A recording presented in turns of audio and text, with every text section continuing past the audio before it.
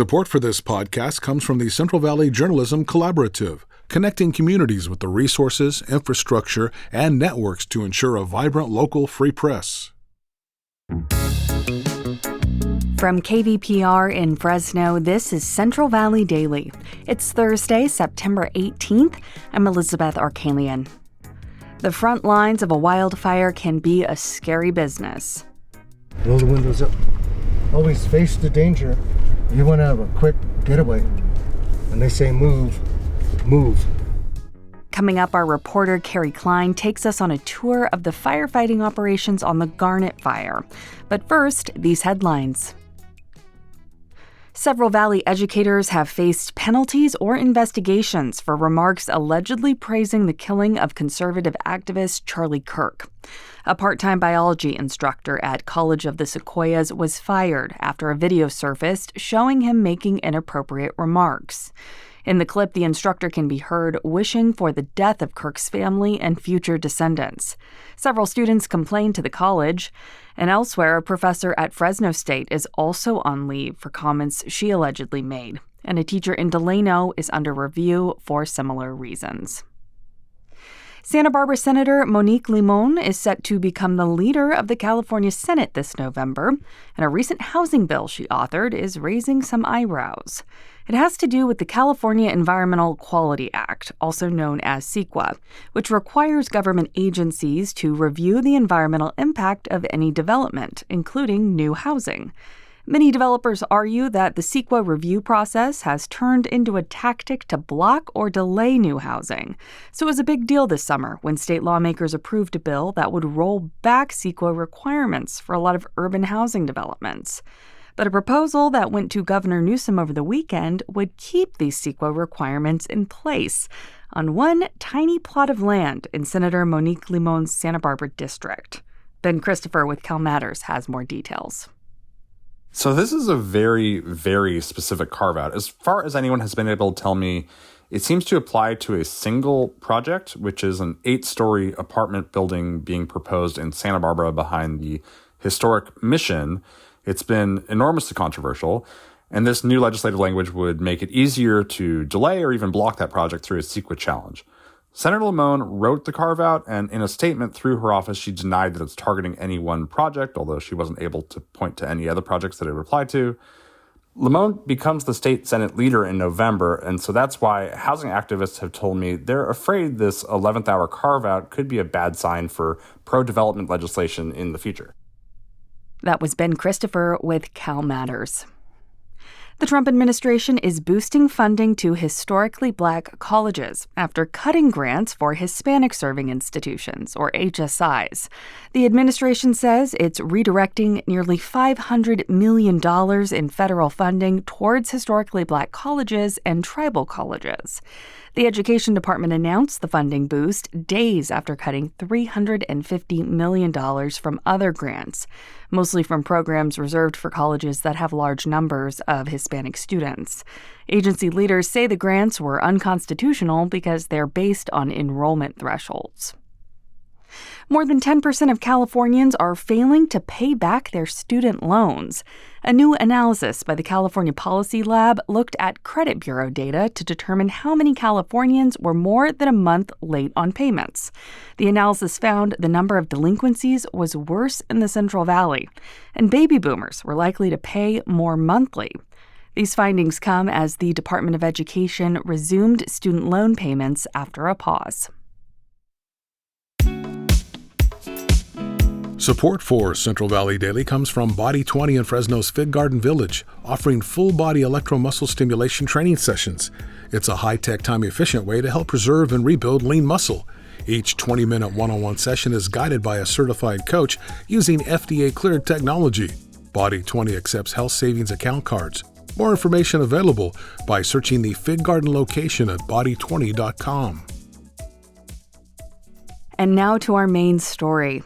5 years ago, the Creek Fire burned 300,000 acres in the Sierra National Forest. And today, adjacent to that burn scar, crews are battling the Garnet Fire. It's a fraction of the size of the Creek Fire, but it still threatened homes, campgrounds, and giant sequoias. And at its peak, 3,000 fire personnel were fighting each day to keep it at bay. This past weekend, KVPR's Kerry Klein got to venture inside the fire response to see what crews have been up against. The air is thick with smoke. The sky is brown and the sun red as the SUV I'm in rumbles toward the Garnet Fire. We're near the fire's perimeter now. Dirk Charlie is behind the wheel. He's a tribal liaison with the U.S. Forest Service, and forest administrators are taking us for a tour of the fire's north flank. Operations Section Chief Donald Fergulia waves at us from the road. You're about to drive through the firing show. We're burning right here. So okay. We're driving through it. Okay, thank you, Don. Firing show, sometimes called backfiring. Firefighters are burning a small area of the forest to choke off the main fire. Charlie is also a former firefighter, and as we approach, he preps me with some situational awareness. Always face the danger. You want to have a quick getaway. And they say move, move. In front of us, pockets of flame crackle at the edge of the forest, and a few dozen firefighters known as hotshots are standing guard, in khaki jackets and blue hard hats, carrying axes, fuel canisters, and walkie-talkies. John Regelbrugge of the Sierra National Forest says we won't be here long. Is this backfiring, or is this the actual body of the fire? I believe they are backfiring, but I also believe that the main body of the fire has gotten to them as well. Sure enough, after just a few minutes, a blast of hot air blows our way. We're escorted out in a hurry. That's erratic fire behavior. As we pull away, a tree lights up from trunk to crown, like a matchstick. We can hear it sizzling from the car. Charlie and another tribal liaison, William Garfield, are on this tour today to check on tribal sites in this forest, like gathering places, foraging areas, and petroglyphs. What are you going to be looking for? Damage to any of the cultural sites, if there's any out here.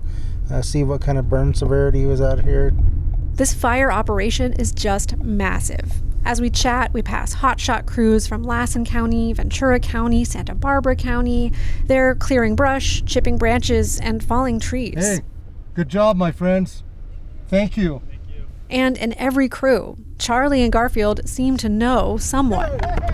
Hey, Fulton. That's my brother's old hotshot crew. The camaraderie is palpable. And for Charlie especially, firefighting is a family affair. He and his brother became hotshots after their late dad did. I'm wearing his boots.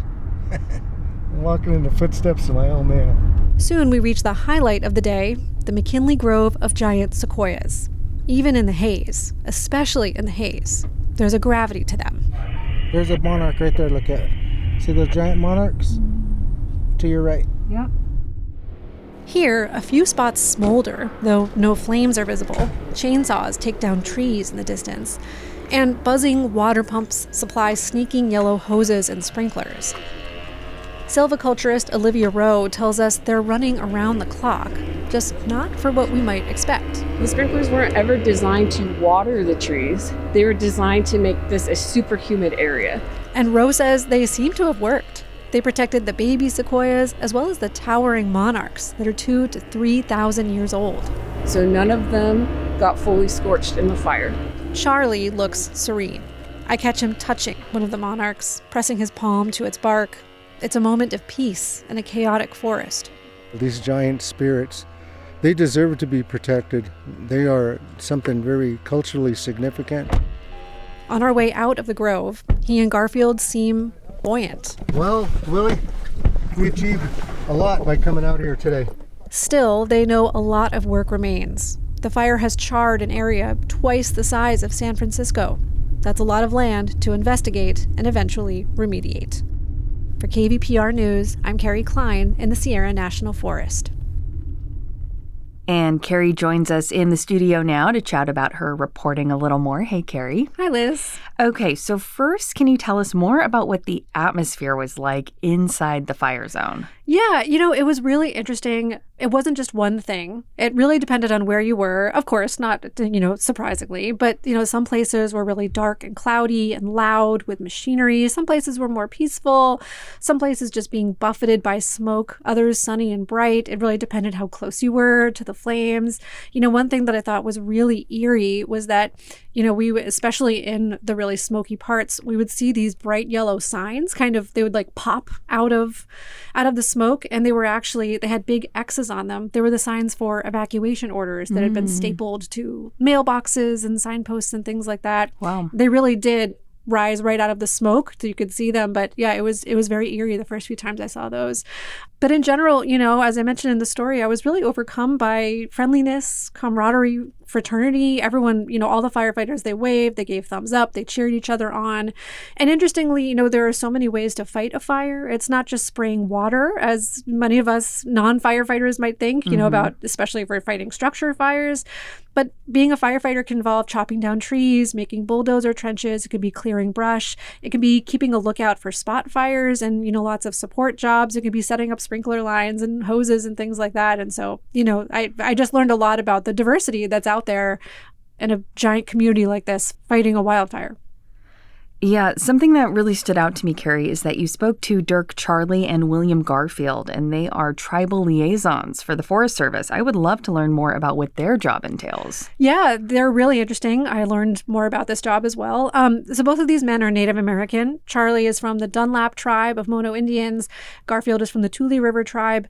One part of what they do is they help advise Forest Service officials on where tribal sites are and how to not damage them or to minimize damage to them. And that's not just in firefighting, but also in any regular work that the Forest Service does. That could be development, logging, clearing roads, etc.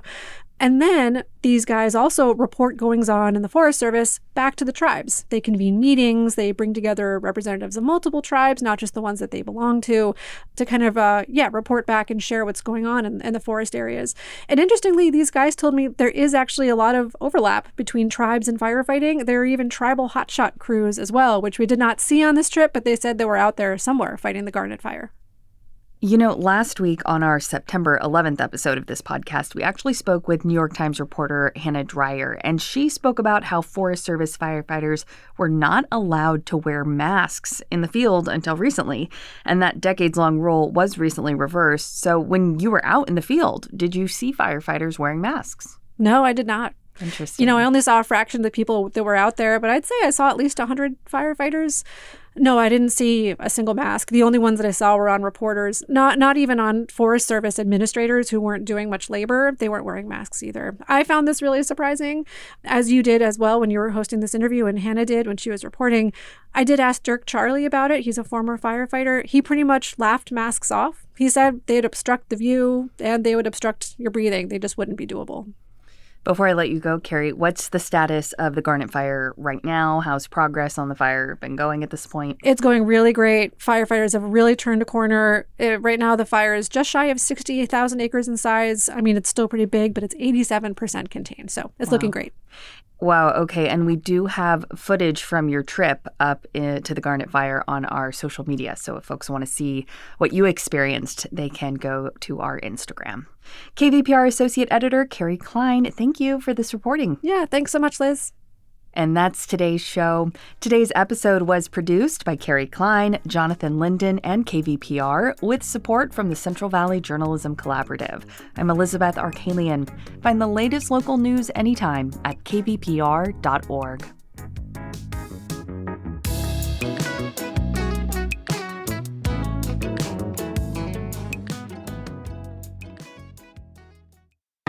It's rare to find a podcast that can actually change your life. But when the show's called Life Kit, that's kind of the whole point. I'm Mariel Segarra. 3 times a week on the Life Kit podcast, we guide you through a topic we could all use help with, from personal development to healthy living to managing your dinero, with takeaways so you can start living what you learn right away. Escucha el Life Kit podcast from NPR.